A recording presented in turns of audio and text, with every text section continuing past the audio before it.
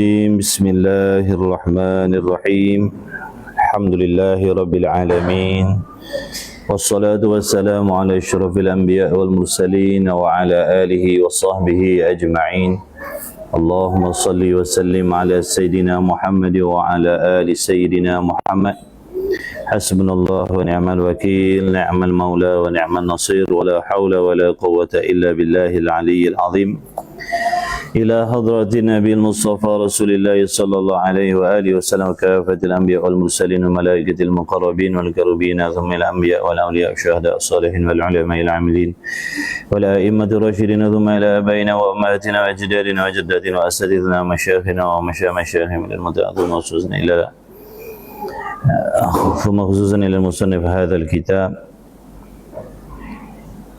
وفروعه ونسابه ومن تسيب إليه كلهم أجمعين ثم إلى الحبائب ورجال الغائب وأهل النوبة في كل مكان وفي كل زمان ثم إلى أرواح أهل القبور من المسلمين والمسلمات والمؤمنين والمؤمنات الشيء لله لنا ولهم الفاتحة أعوذ بالله من الشيطان الرجيم بسم الله الرحمن الرحيم الحمد لله رب العالمين الرحمن الرحيم مالك يوم الدين إياك نعبد وإياك نستعين اهدنا الصراط المستقيم صراط الذين أنعمت عليهم غير المغضوب عليهم ولا الضالين آمين بسم الله الرحمن الرحيم الحمد لله رب العالمين والصلاة والسلام على أشرف الأنبياء والمرسلين وعلى آله وصحبه أجمعين سبحانك لا علم لنا إلا ما علمتنا إنك أنت العليم الحكيم اللهم افتح علينا حكمتك وانشر علينا من خزائن رحمتك يا أرحم الراحمين ربنا زدنا علما وفهما يا كاشف المشكلات اكشف الحجب عن وجوه هذه المعاني حتى نطلع على خفيات هذه المسائل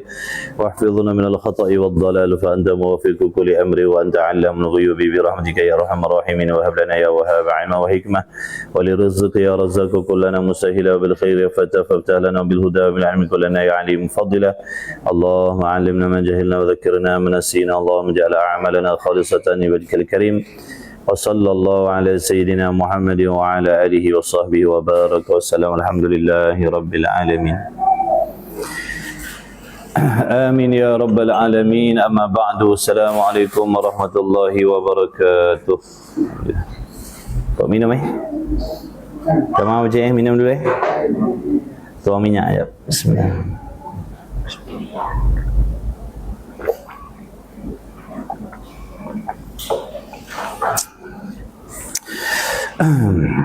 Alhamdulillah, segala puji bagi Allah Subhanahu wa taala. Dengan rahmatnya kita dipanjangkan umur oleh Allah Subhanahu wa taala, diberi lagi kesempatan untuk kita menghadiri majlis ilmu. Alhamdulillah, syukur kita kehadirat Allah Subhanahu wa taala. Dengan rahmatnya kita dipilih oleh Allah menjadi tetamu Allah pada pagi ini. Mudah-mudahan yang mengikuti majlis ilmu pada ketika ini, para muhibbin sekalian, mudah-mudahan antum semua di dalam rahmat dan redha Allah Subhanahu wa taala. InsyaAllah sama-sama kita perbetulkan qasad kita, niat kita, tujuan kita, melapangkan masa dan waktu duduk di dalam majlis ilmu ini. Mudah-mudahan kehadiran kita dengan niat yang baik, niat yang ikhlas, nak menuntut ilmu kerana Allah Subhanahu wa taala. InsyaAllah sama-sama kita tumpukan perhatian kita, tumpukan perhatian kita, insya-Allah cuba fahamkan apa yang disampaikan, cuba ingatkan dan berazam untuk mengamalkannya, insya-Allah. Allahumma salli ala sayyidina Muhammad. Pagi ini kitab penawar bagi hati. Muka surat apa? 172. 172.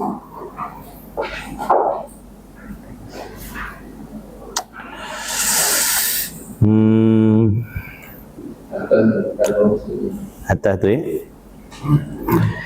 Bismillahirrahmanirrahim. Qala Syekhul Musannif rahimahullah ta'ala wa nafa'ana wa iyyakum bi'ulumihi wa bi'ulumi masyaikhina fid daraini amin ya rabbal alamin. Kata musannif, dan bahawasanya takut itu yakni sifat takwa di dalam hati hamba. Sifat takwa di dalam hati hamba. Takwa tu dengan makna perasaan takut kepada Allah Subhanahu wa taala, gerun kepada Allah Subhanahu wa taala, merasakan kehebatan Allah Subhanahu wa taala. Jadi merasakan kehebatan Allah Subhanahu wa taala, merasakan gerun kepada Allah, merasakan takut kepada Allah itu, kata musannif, mengikut pengenalan. Maksudnya perasaan takut kita di dalam hati terhadap Allah itu dipengaruhi oleh pengetahuan kita. Sejauh mana kita tahu tentang Allah, sedalam mana kita mengenal Allah Subhanahu wa taala, itulah yang akan mempengaruhi perasaan takut kepada Allah, perasaan malu kepada Allah, perasaan gerun kepada Allah.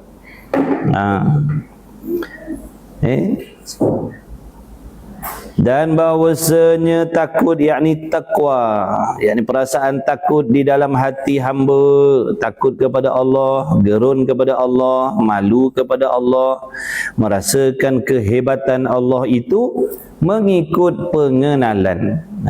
Sejauh mana kita kenal Allah Ta'ala, faham Allah Ta'ala itu yang akan mempengaruhi.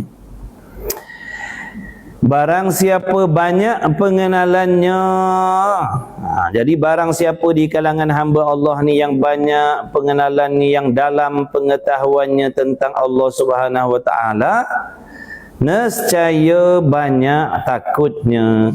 Nescaya akan mempengaruhi hatinya, mempengaruhi dirinya itu menjadi orang yang banyak takut kepada Allah Subhanahu wa taala. Jadi faham di sini, kalau sedikit pengenalan kita tentang Allah, sedikit pengetahuan kita tentang Allah, sekadar tahu nama Tuhan sahaja, sekadar tahu nama Allah sahaja, tidak mengenal, tidak memahami akan sifat-sifat Allah, jadi sedikitlah takutnya, sedikitlah takutnya hamba tadi. Bila sedikit takutnya, sedikitlah taatnya, sedikitlah kepatuhannya. Makna kita akan membuat sambil lewa, kita akan buat sambil leka, kita akan mengambil sikap acuh tak acuh dengan amal ibadah. Melepaskan batuk di tangga sahaja dalam melakukan ibadah, melakukan kebaikan tanpa ilmu. Takut amal kita, tidak ada perasaan takut amal kita ditolak oleh Allah, tidak ada perasaan takut amal kita rosak, tak ada perasaan takut amal kita, pahala amal kita binasa. Tak ada takut nanti hisab di hari kiamat. Itu semua dipengaruhi oleh pengenalan. Kalau dalam pengenalannya, banyak pengetahuannya tentang Allah, maka banyaklah takutnya. Bila banyak takutnya, banyak malunya terhadap Allah, banyak cintanya kepada Allah, banyak gerunnya kepada Allah, maka banyaklah ketaatannya. Dia akan banyak melakukan taat kepada Allah Subhanahu wa taala. Dan barang siapa sedikit pengetahuannya, yakni tentang Allah, sikit je pengetahuan tentang Allah, tahukan nama sahaja. Tuhan tu siapa nama dia? Allah. Apa sifatnya? Tak tahu. Ataupun memiliki kefahaman yang salah terhadap Allah Ta'ala. Itu contoh. Kita sekadar mengetahui yang Allah Ta'ala itu mengetahui, tapi kita tak faham bagaimana mengetahui Allah Ta'ala. Kita selalu kata contohnya Allah Ta'ala maha mengetahui, tapi kita tidak memahami bagaimana yang dimaksudkan pengetahuan Allah Subhanahu wa Ta'ala itu. Jadi kita takkan kita tak akan takut, kita tak akan ada rasa risau, tak akan ada rasa bimbang. Ada pun orang yang mengetahui, yang memahami ilmu Allah, yakin tentang ilmu Allah, yang mana Allah Ta'ala itu mengetahui segala-galanya, zahir dan batin. Tidak ada yang tidak diketahui oleh Allah, tidak ada yang tersembunyi di sisi Allah. Maka ini akan menjadikan dia itu orang yang menjaga amal ibadahnya, perbuatannya, adab akhlaknya, zahir dan batin. Dia akan jaga baik-baik. Kerana takut nanti waktu bertemu Allah Ta'ala dia dimurkai, amalnya ditolak, tidak diredai oleh Allah. Maka dia akan berusaha menjaga zahir dan batinnya. Dia akan berusaha mentaati sekalian perintah Allah seperti yang Allah mahukan. Ada pun orang yang tak berapa kenal Tuhan, orang yang tak berapa nak kenal Tuhan, dia akan membuat amal acuh tak acuh. Contoh, kalau solat, asalkan solat. Betul ke tidak, tolak tepi. Cukup tak syarat yang Allah nak, tak peduli. Cukup tak rukun yang Allah nak dalam solat, tak peduli. Betul tak ikhlasnya, tak peduli.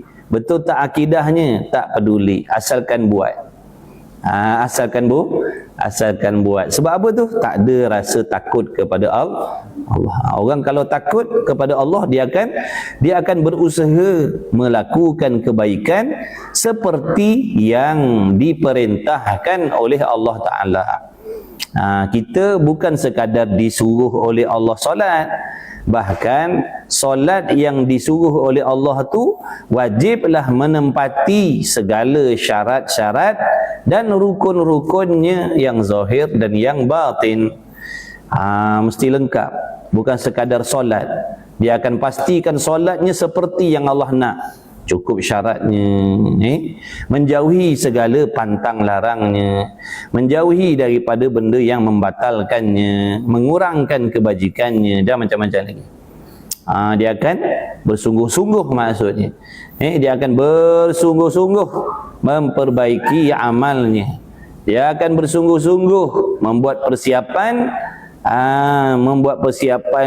hari yang di mana nanti dia akan bertemu dengan Allah Subhanahu wa Ta'ala. Sebab dikenal Allah Ta'ala, dia takut kepada Allah, dia gerun kepada Allah.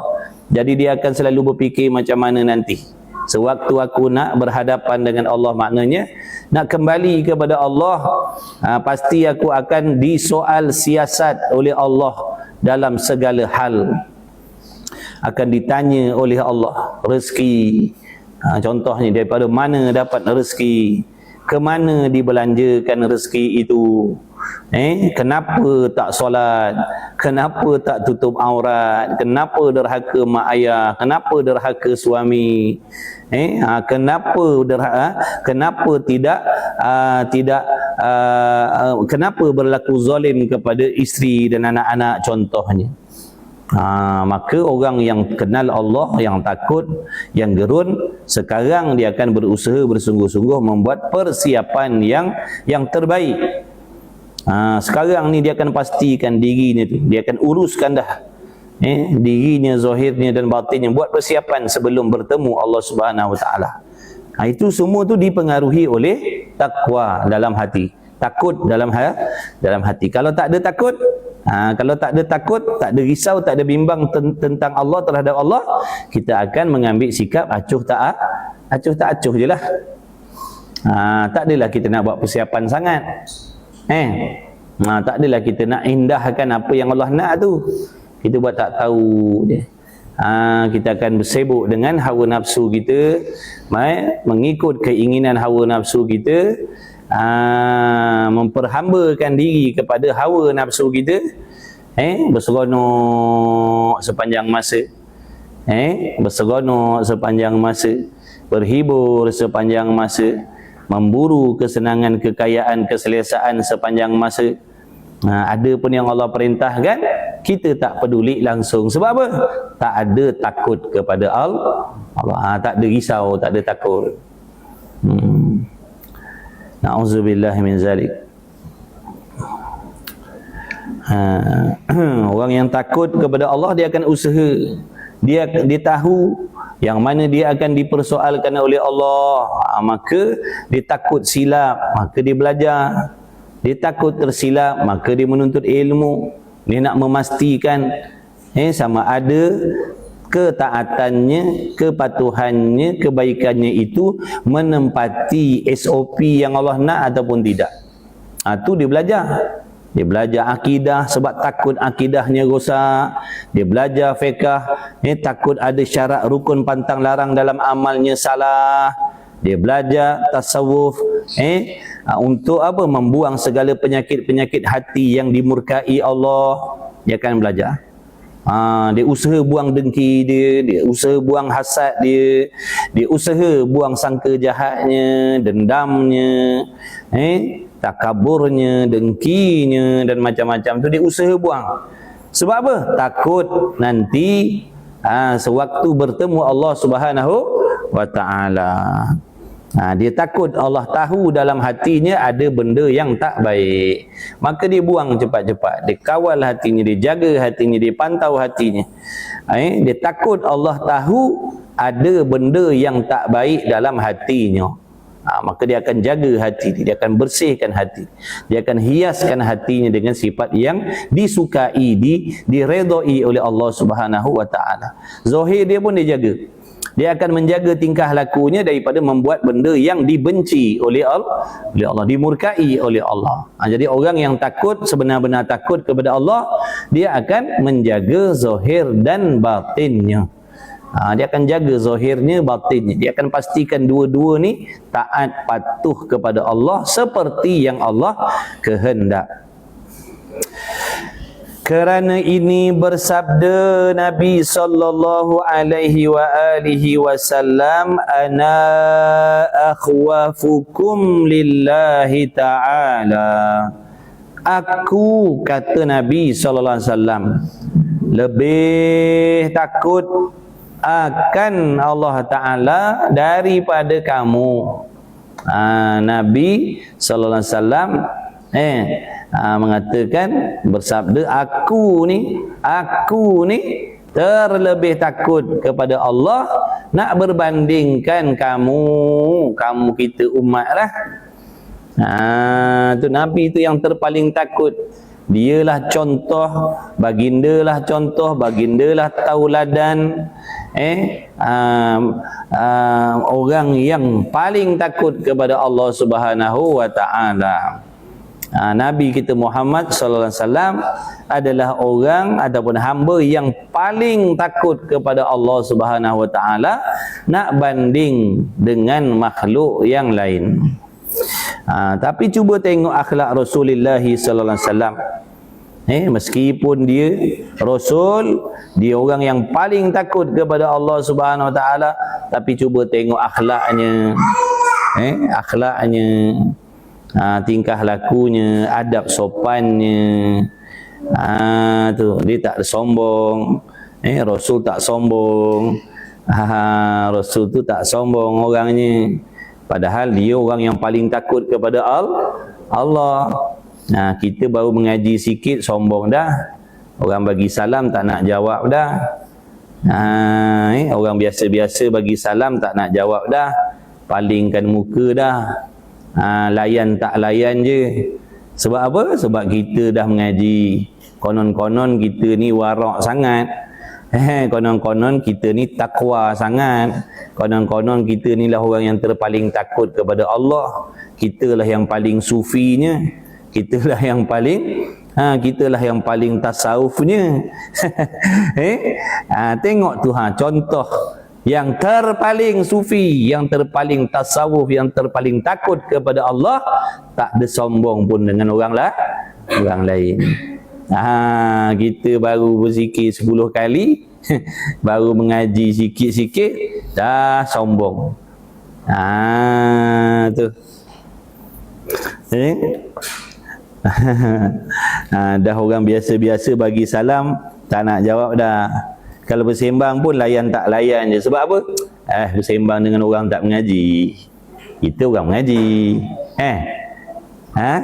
Kita orang dah belajar, dah tutup aurat, dah berniqab, dah berpurda, dah berserban, dah berjubah, solat tak tinggal.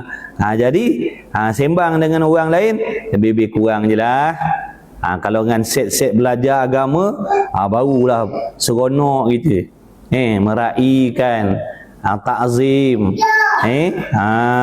Tu. Tapi kalau dengan orang lain, cakap lebih kurang aja. Cakap pun pandang empat lain.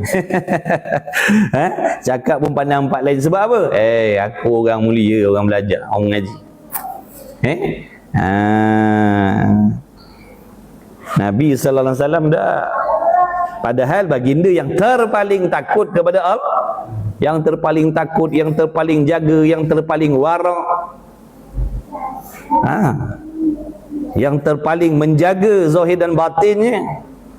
Tapi tengok akhlak, tengok akhlak ni, tak merendahkan orang lain, tak memandang rendah amal orang lain. Kita baru mengaji sikit dah merendahkan amal orang. Seolah-olah kita seorang masuk syurga, yang lain neraka semua. Na'udzubillah min zalik. Allahumma salli ala sayyidina Muhammad. Kerana adalah Nabi sallallahu alaihi wa alihi wasallam. Kenapa tu Nabi kita Muhammad sallallahu alaihi wasallam itulah yang terpaling takut kepada Allah Subhanahu wa taala? Kerana adalah Nabi sallallahu alaihi wa alihi wasallam lebih banyak, lebih dalam, lebih luas pengetahuannya, yakni terhadap Allah, tentang Allah, daripada orang lainnya.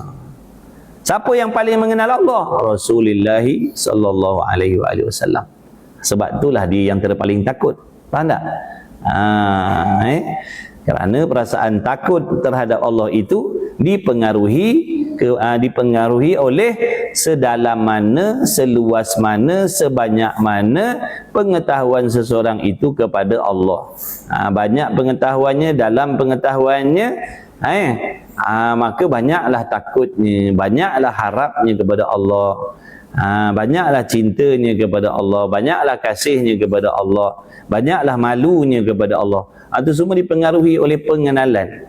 Sebab tu ilmu tauhid ni ilmu yang nak mengajak kita supaya mengenal Allah, supaya kita kenal Allah. Mudah-mudahan daripada mengenal itu melahirkan di dalam diri kita sifat-sifat yang terpuji. Mudah-mudahan daripada mengenal Allah Ta'ala itu menjadikan kita orang yang takut kepada Allah, yang akan menarik diri kita untuk menjadi orang yang taat kepada Allah, zahir dan batin.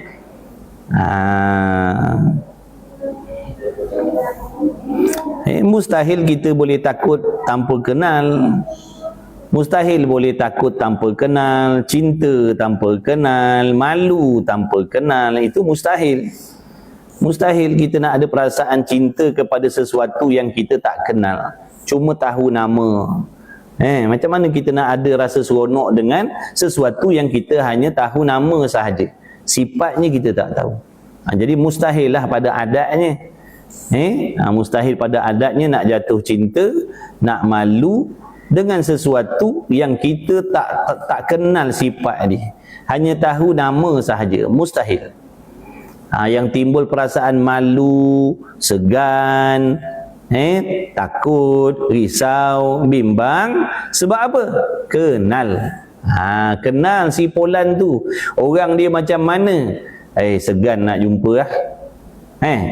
Segan lah nak jumpa si Polan tu, sebab apa? Kenal dah orang dia macam mana. Itu perumpamaannya lah. Perumpamaannya lah. Allahumma salli ala Muhammad.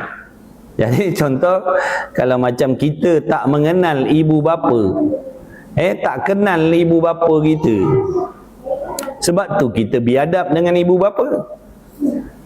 Kita tak kenal mak ayah kita, sebab tu kita biadab dengan mak ayah kita, derhaka dengan mak ayah kita, tinggi suara dengan mak ayah kita, tarik muka dengan mak ayah kita, sebab kita tak kenal mak ayah kita tu.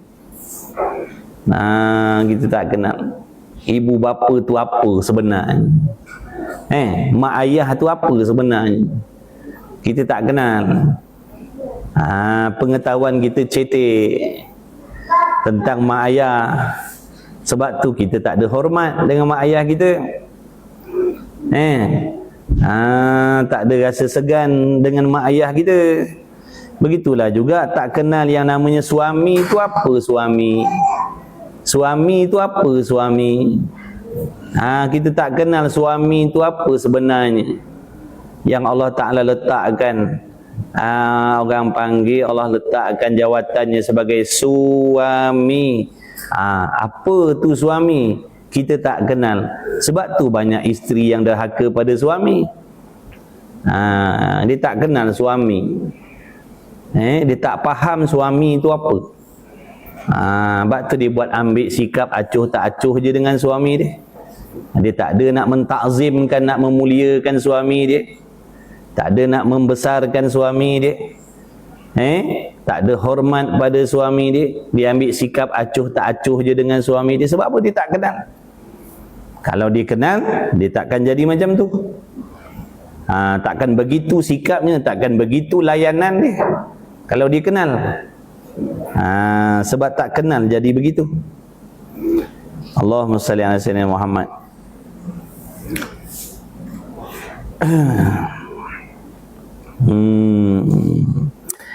Baik, kerana Nabi sallallahu alaihi wasallam lebih banyak pengetahuannya daripada orang lainnya, dan bahawasanya takut itu satu kelakuan yang dipuji, yakni oleh Allah Subhanahu wa Ta'ala. Sifat takut dalam hati terhadap Allah tu, takut kepada Allah, gerun kepada Allah, malu kepada Allah, merasakan kehebatan Allah, itu adalah sifat yang terpuji. Makna dipuji oleh Allah. Mana-mana orang yang dalam dirinya ada sifat tu, maknanya ada dipuji oleh Allah. Dia dipuji oleh Allah Subhanahu wa Ta'ala.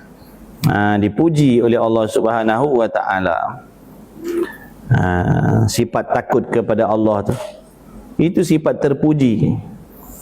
Mana-mana orang yang ada sifat tu dipuji oleh Allah. Tak kisahlah dia miskin ataupun kaya, tak kisahlah dia cantik ataupun tidak, tak kisahlah dia sempurna ataupun tidak, tapi apabila dalam hatinya ada takwa, takut, gerun kepada Allah, yang menarik diri dia menjadi hamba yang taat kepada Allah zahir batin, maka dia tu dipuji oleh Allah walaupun orang mencelanya.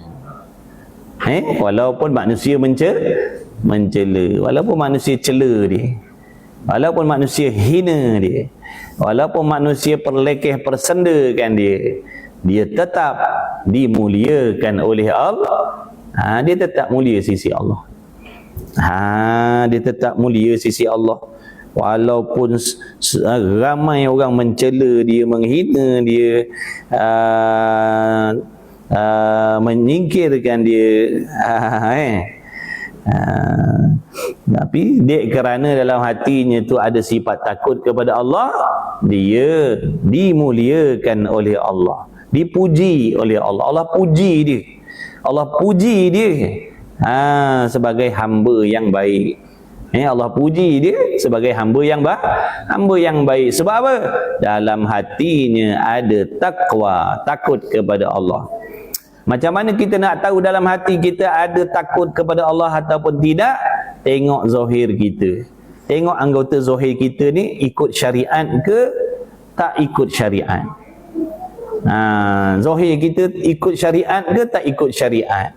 Situ dia boleh jadi penimbang sama ada dalam hati kita ni ada takwa ataupun tidak. Zahir kita buat tak yang Allah suruh dengan sempurna, dengan betul? Buat tak semua? Itu sendirilah kita masing-masing lah ada jawapan.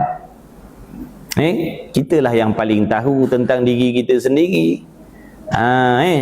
Ada tak kita ni zahirnya takut kepada makna taat kepada Allah? Ada tak buat yang Allah suruh?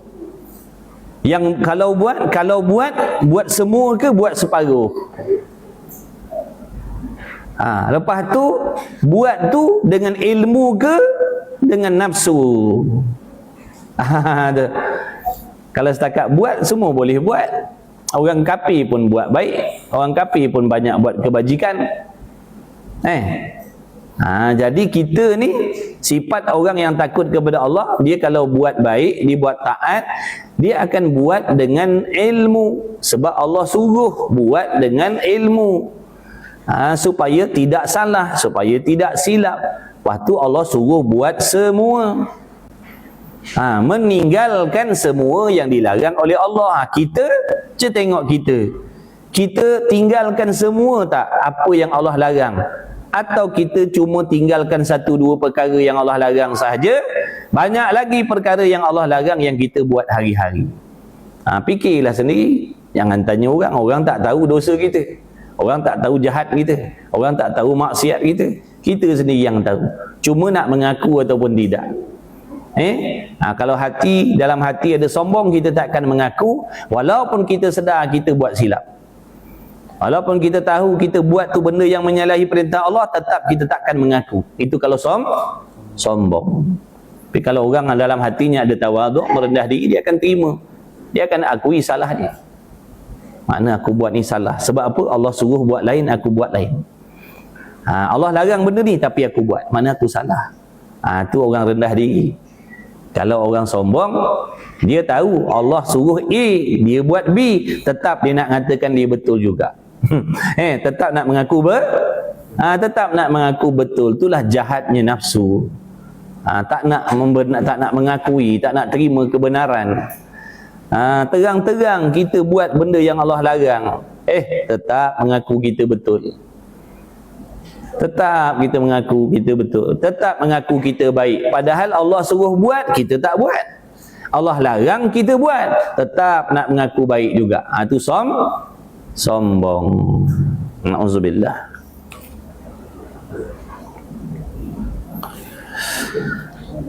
Dan bahawasanya takut itu satu kelakuan yang dipuji, yakni oleh Allah, telah menghimpun oleh Allah Subhanahu wa ta'ala akan 4 perkara bagi sekalian yang takut akan Allah Subhanahu wa ta'ala.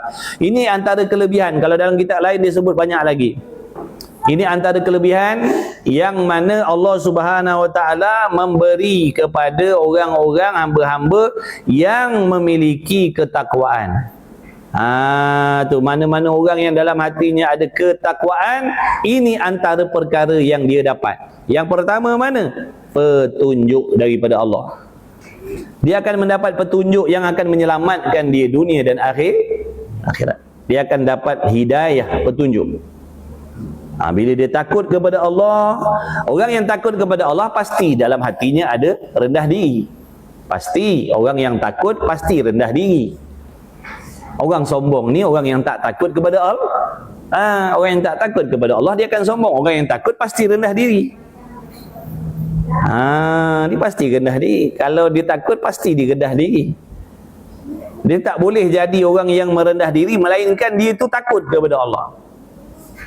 Kalau dalam keadaan tak takut tapi nak merendah diri, mustahil.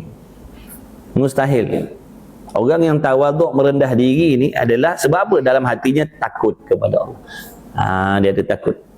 Dia merendah diri. Dengan Allah pun dia merendah diri, sesama makhluk pun, sesama hamba pun dia merendah diri. Dia merendah diri. Jadi bila dalam hatinya tu ada sifat yang baik, merendah diri, mengaku bersalah, mengaku berdosa, mengaku hina, mengaku jahat, mengaku khianat, mengaku lemah dan sebagainya, maka dia diberi petunjuk oleh Allah. Allah beri petunjuk pada dia. Allah akan bimbing dia. Allah akan bagi bimbingan pada dia. Allah akan tunjuk pada dia mana yang baik, mana yang jahat, mana yang betul, mana yang salah, supaya dia dapat mengambil yang betul dan meninggalkan yang salah. Allah bagi petunjuk dah. Sebab tu ada dalam doa apa? Allahumma arinal haqqa haqqa warzuqna tiba'ah wa arinal batilan batila warzuqna ijtinabah. Ya Allah, tunjukkanlah kepada aku ni Allah arinal haqqa haqqa, tunjukkanlah kepada aku, tunjukkanlah kepada mata hati aku ni yang benar itu benar, yang baik itu baik. Tunjukkan ya Allah yang baik itu, kau tunjukkanlah yang baik. Sebab apa? Kalau mata hati kita buta, kalau hati kita kotor dengan dosa maksiat, yang baik kita nampak jahat.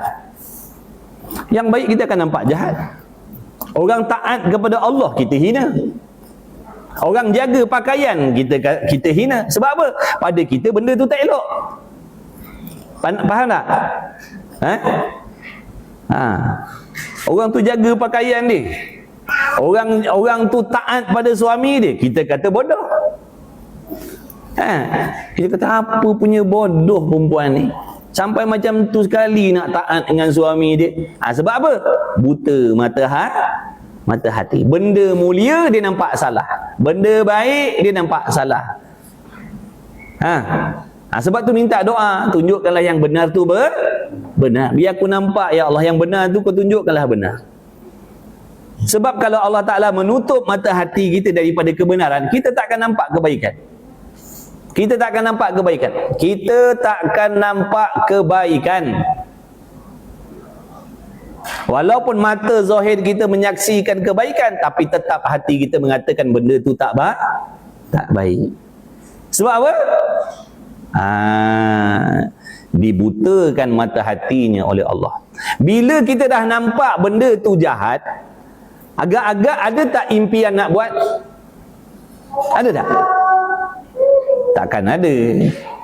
Kita takkan ada impian keinginan nak tiru benda tu.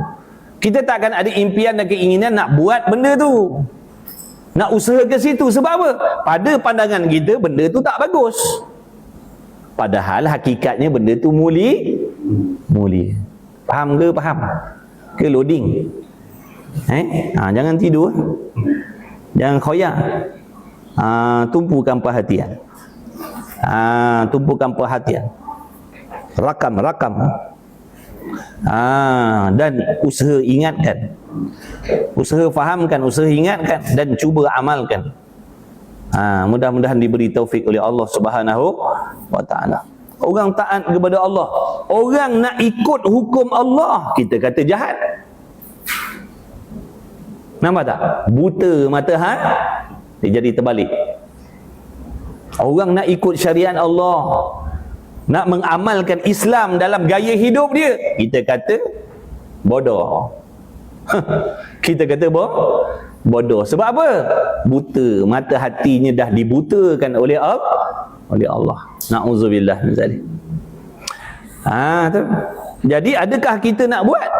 Bila kita dah nampak benda yang hakikatnya baik nampak jahat, ada tak kita nak buat? Ada tak kita nak tiru? Takkan ada. Kita takkan nak buat, kita takkan nak tiru. Sebab apa? Pada kita benda tu tak bagus, padahal dia mulia sisi Allah. Tu ada doa tu, ya Allah tunjukkanlah aku yang benar tu benar, tunjukkanlah ya Allah.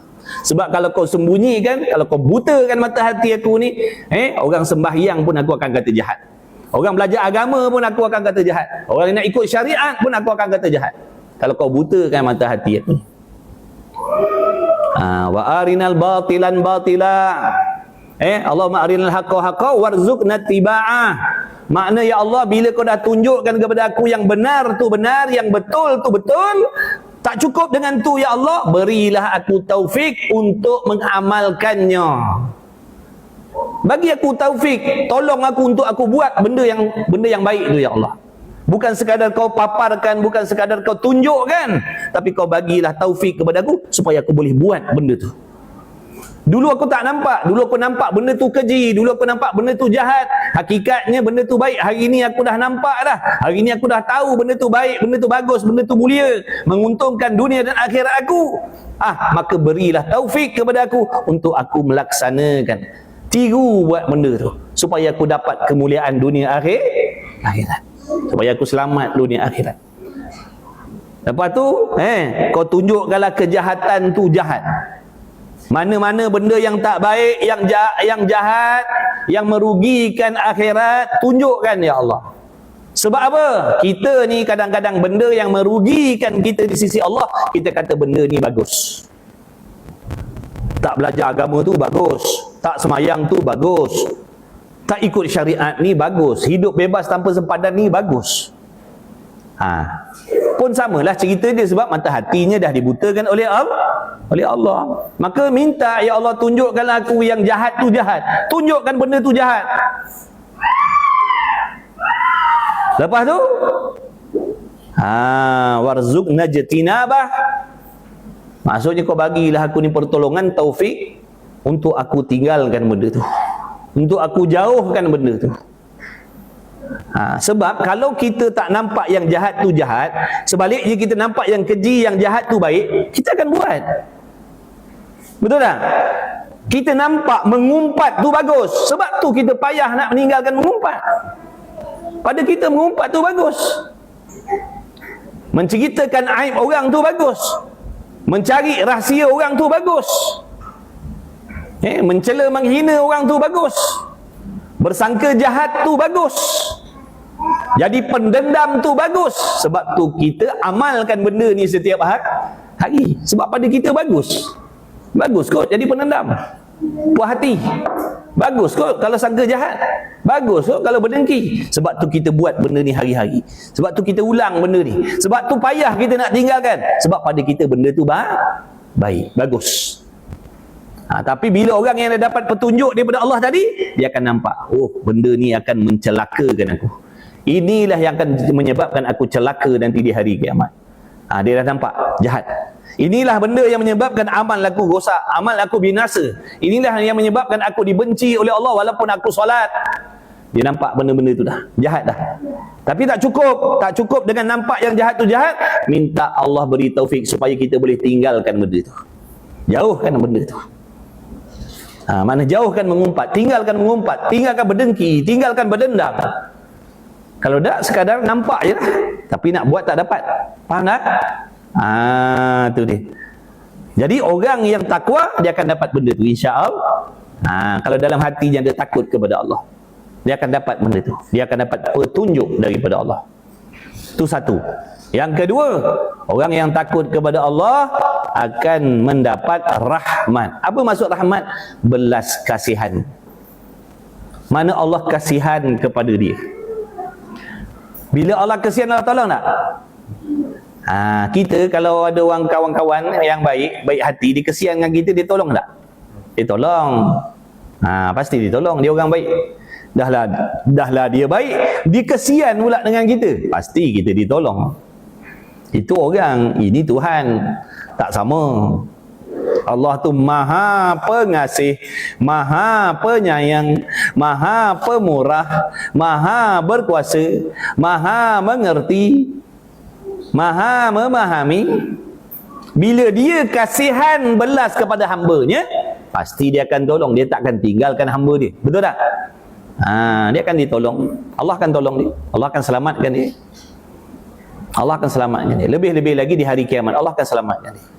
Sebab Allah kasihan dia. Dah Allah tahu dia lemah, Allah tahu dia tak ada kuasa, Allah tahu dia tak memiliki segala-galanya.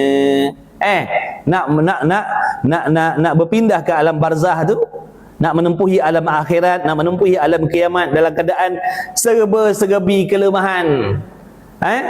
Nak pindah ke alam barzah yang sangat menakutkan, menggerunkan, yang sangat dahsyat tu, yang berpanjangan, yang tak sudah-sudah tu, dalam keadaan dia tu lemah, dhaif, tak ada apa-apa, tak kuasa, maka Allah kesian pada hamba ni tadi, pasti ditolong oleh Allah. Allah akan tolong dia, Allah takkan biarkan dia, Allah akan tolong dia. Itu rahmat Allah. Mendapat rahmat Allah. Dia pula orangnya merendahkan diri, dia tak ada rasa sombong dalam hatinya, sentiasa merasa hina. Allah kesian pada dia, Allah tolong, Allah akan selamatkan dia. Itu yang kedua. Orang yang sombong tak akan dapat rahmat Allah. Orang yang sombong tidak akan mendapat rahmat Allah. Allah tak memberi belas kasihannya kepada orang yang hatinya sombong. Makna merasakan dirinya tu ada kebolehan, ada kemampuan, merasa dirinya lebih baik daripada orang lain, lebih mulia daripada orang lain, lebih taat daripada orang lain, lebih alim daripada orang lain, lebih solehah daripada orang lain. Itu takabur. Allah tak kesian belah dengan orang macam ni. Allah tak akan bagi rahmat kepada orang yang sombong. Jadi orang yang sombong ni akan duduk kekal dalam kesalahan. Orang yang sombong, dia akan duduk dalam kesalahan, kekal duduk dalam kesalahan sampai mati. Allah tak akan tolong keluarkan dia daripada kesalahan kepada ketaatan. Allah tak tolong. Allah takkan tolong orang yang sombong. Allah takkan tolong mengeluarkan dia daripada kejahatan kepada kebaikan. Allah akan biarkan. Tahu tak? Jadi kalau kita nak Allah tolong kita keluarkan diri kita ni daripada kemaksiatan, kejahatan zahir batin, kita nak kenalah menjadi hamba yang merendah diri, ngaku banyak dosa, banyak silap, banyak salah. Orang lain baik, orang lain bagus, aku yang jahatnya, aku yang hinanya. Insya-Allah lah tu Allah akan tolong. Insya-Allah Allah akan tolong orang macam tu. Tapi kalau orang lain jahat, aku yang baik, orang lain maksiat, aku yang taat, tu orang lain tak boleh pakai, aku yang betul lah. Ini tak dapat. Ini tak dapat. Jauh dari rahmat Allah. Jauh dari rahmat Allah. Baik. Yang ketiga, pengetahuan. Orang yang takut kepada Allah akan diberi ilmu. Akan diberi ilmu. Dah bila dia takut kepada Allah, tentulah dia akan cari ilmu. Nampak tak? Sebab takut amal aku salah. Nanti Allah tanya aku tak boleh jawab. Takut nanti amal aku Allah tak terima. Aku mesti kena belajar. Nampak tak? Aku mesti kena belajar untuk aku memastikan amal yang aku buat ni betul seperti yang Allah mahukan. Maka dia belajar tak orang ni? Pasti dia akan belajar. Dia akan belajar. Dia dapat ilmu, macam-macam ilmu Allah akan bagi. Allah akan bukakan kepahaman ni. Satu-satu kepahaman yang Allah akan bukakan. Itu daripada takwa tadi, daripada takut kepada Allah. Tapi orang yang tak takut kepada Allah, orang yang tak risau amalnya ditolak, orang yang tak risau amalnya salah, ada tak dia nak belajar? Kin salam, waalaikumsalam. Ada apa aku nak belajar? Apa penting aku nak belajar pada doa itu? Nampak tak? Sebab apa? Dia tak ada takut dengan Allah. Dia confident amalnya itu betul, padahal cara buatnya salah. Dia ingat Allah nak toleransi dengan kita yang macam tu. Jangan sedap duduk. Jangan sedap duduk. Ya, dia pengasih, penyayang, pemurah. Tapi dia tengok akhlak kita macam mana. Mengambil sikap acuh tak acuh. Ingat kita ni mulia ke? Yang Allah nak raikan kita ni. Buat cara salah pun Allah nak terima. Allah suruh lain, kita buat lain. Tapi nak Allah terima. Siapa kita? Siapa kita? Raja perintah benda lain, kita buat benda lain. Tiba-tiba nak raja redha dengan kita. Kin salam. Tak dapat. Raja suruh buat benda lain, kita buat benda lain. Tak dapat redha raja. Dapat kemurkaan raja. Faham? Jadi kita ni Allah suruh lain, kita buat lain. Allah suruh buat dengan betul, dengan ilmu, kita buat dengan hentam.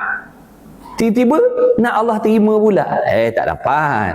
Pada adatnya takkan dapat. Percayalah, takkan dapat. Jadi sebelum menyesal, baik usaha daripada sekarang. Daripada menyesal hari kiamat besok, baik berusaha sekarang. Belajar agama. Cari duit lah. Time belajar. Bukan suruh belajar sampai tak makan, sampai tak tidur, sampai tak bekerja, sampai tak bernikah kahwin, sampai tak boleh nak pergi berjalan. Belajar agama. Set up lah masa kita. Aturlah masa kita. Macam kita atur tu masa nak pergi jogging tu, kan boleh atur masa tu. Pergi kerja dah siap bawa pakaian dah. Sebab apa? Dah ada jadual. Jika petang singgah dulu. Taman berlari dulu 7 round. Semayang biarlah dulu. Berlari dulu. Yang penting berlari. Semayang tak apa. Tu kan boleh buat jadual tu. Yang main badminton, yang main bola, yang berjoging, yang gym, pergi gym. Besi ratus-ratus kilo boleh pikul, angkat takbir tak boleh. Betul tak? Kenapa kita boleh buat jadual benda macam tu? Kenapa tak boleh buat jadual belajar? Belajar agama ni wajib. Pergi gym, exercise tu semua tu harus saja. Bukan wajib pun. Tak berdosa tak berjoging. Tak berdosa tak pergi gym. Tak berdosa tak pocor-pocor gimnastik. Zumba, zombie, apa lagi kedarah macam-macam. Tak berdosa. Tak ada jadual tu tak berdosa. Tak ada jadual pergi berjalan, tak ada jadual pergi makan, tak ada jadual pergi piknik, tak ada jadual pergi melancong, tak berdosa. Tak ada jadual pergi berlari, main bola, tak berdosa. Tapi kalau tak ada jadual belajar ilmu yang fardu ain, berdosa. Kenapa tak boleh buat jadual? Kenapa tak boleh buat jadual? Besok Allah tanya kita. Kenapa yang tak wajib kau boleh buat jadual, yang wajib kau tak ada jadual? Macam mana kita nak jawab? Kita nak jawab macam mana? Siapa ada jawapan? Cik kongsi. Nak satu je alasan. Kalau Allah tanya kita besok, kenapa benda yang tak wajib ada jadual? Boleh buat jadual seminggu 2-3 kali. Kenapa yang wajib kita tak boleh buat jadual? Kita nak jawab apa? Cuba bagi satu je jawapan. Kot-kotlah boleh pakai jawapan tu besok, kongsilah. Kot-kotlah jawapan tu, alasan tu besok kawan-kawan ni boleh pakai, hari kiamat besok boleh jawab benda tu selamat. Ada tak? Ada ke tak ada jawapan dia, alasan dia? Besok Allah tanya kenapa berjoging ada jadual, pergi gym ada jadual, main bola ada jadual, pergi berjalan ada jadual, tiap-tiap minggu buat, tiap-tiap bulan buat. Kenapa majlis ilmu yang wajib tak ada jadual? Apa kita nak jawab? Kita tak nak buat sebab kita mesti ada alasan kita. Mustahil kita tak ada, kita sekarang ni kita tak ada buat jadual belajar kan? Mesti ada alasan kita. Itulah alasan yang kita akan jawab di hadapan Allah besok. Faham tak kawan? Kita faham tak? Sekarang ni kita tak ada masa nak belajar agama. Mesti ada alasan kita. Betul tak? Mesti ada alasan kita. Maka alasan ni lah yang kita akan bawa hari kiamat besok. Apa alasan kita tak boleh belajar agama? Apa alasan kita tak boleh solat? Inilah alasan yang kita akan jawab di hadapan Allah besok.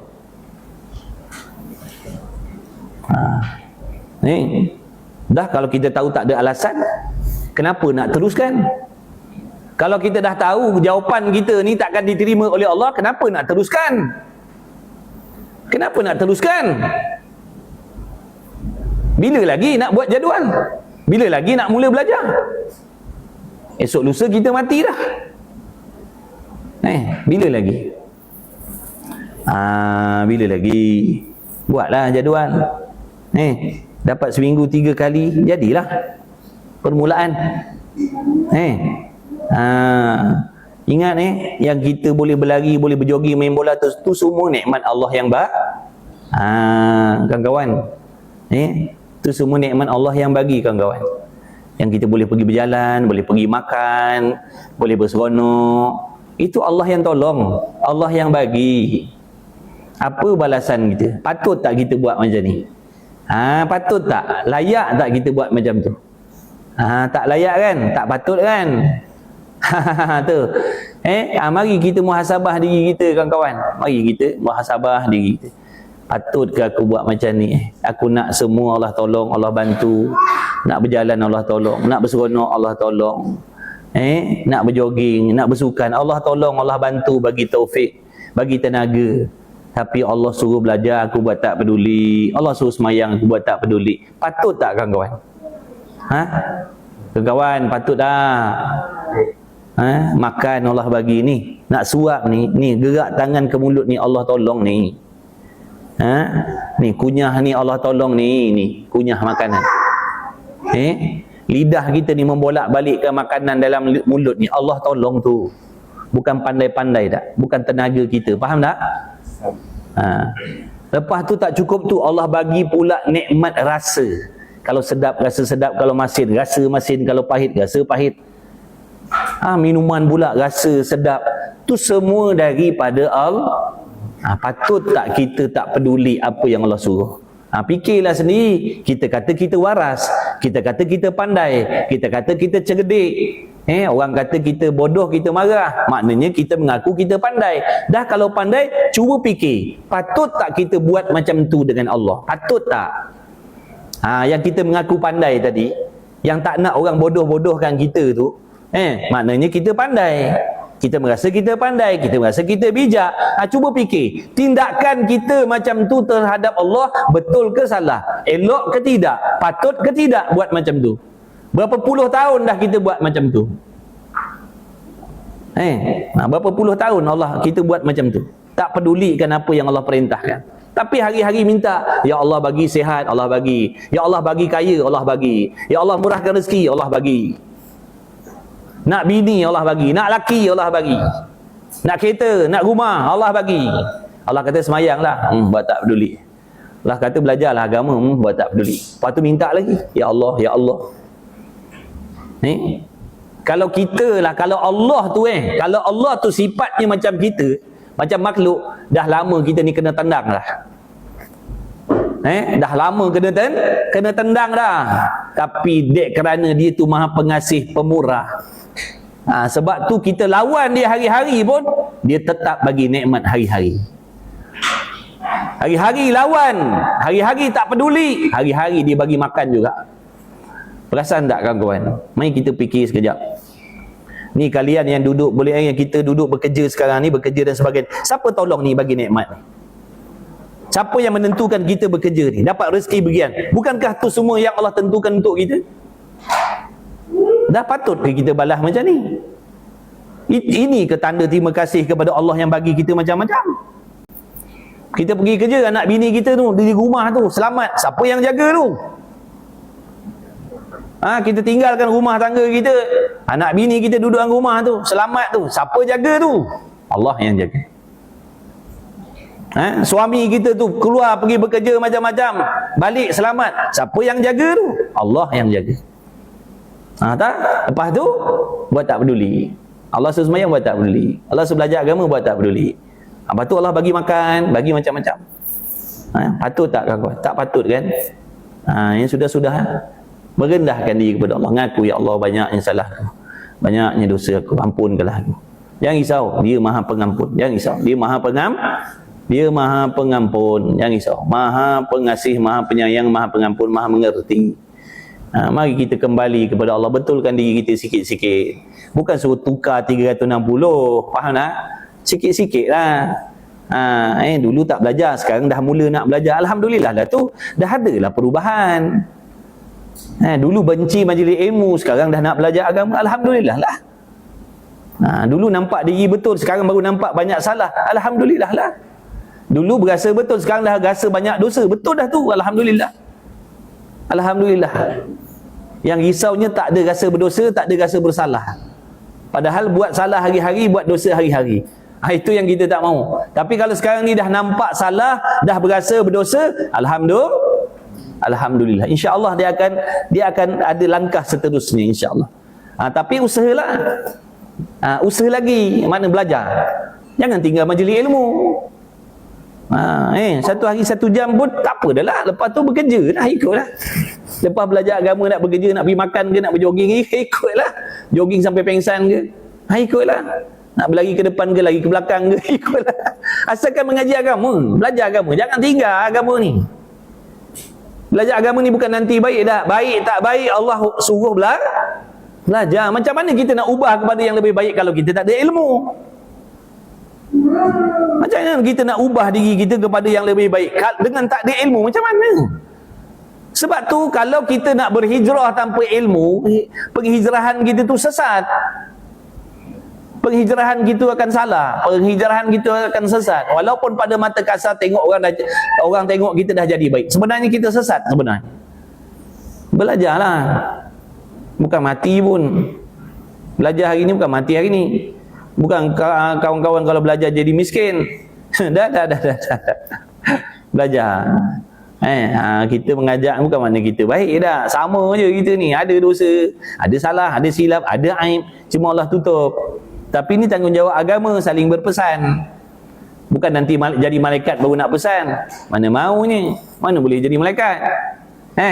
Nak cari yang tak ada salah, tak ada silap baru boleh menyampaikan, mana maunya. Nabi Rasul dah tak ada dah, faham tak? Selain daripada Nabi Rasul yang namanya ulama tu, tutup guru tu, ulama tu, semua ada salah jadi jangan buat alasan, aku tak nak lah dengar dia cakap sebab dia pun buat dosa. Itu sangkaan yang jahil maknanya. Habis-habis jahil lah kalau kita fikir macam tu. Aku tak nak ikut agama melainkan yang pesan pada aku tu dia tak buat dosa. Kau mati hidup balik kau takkan jumpa. Kau mati, kau hidup balik, kau takkan jumpa. Tapi hendaklah kau tahu apa yang keluar daripada mulut-mulut tok guru orang soleh tu adalah apa yang telah disampaikan oleh manusia yang tak buat dosa, iaitu Rasulullah sallallahu alaihi wasallam. Jangan nampak orang tu, tengok yang dia cakap tu daripada mana asal dia. Contoh, suruh semayang. Yang suruh semayang tu sebenarnya siapa? Ustaz tu ke Allah yang suruh? Allah yang suruh solat tu. Nabi yang suruh solat tu, bukan tok guru tu. Tok guru tu tukang sampaikan. Sebab tu jangan kita jadikan alasan orang-orang yang menyampaikan ni untuk kita tak nak beribadah. Tak nak. Sebab apa? Yang suruh tu dia pun buat dosa. Kau tengok yang disuruh, yang menyuruh tu sebenarnya siapa? Macam tu, fikir macam tu. InsyaAllah. InsyaAllah. Bila lagi?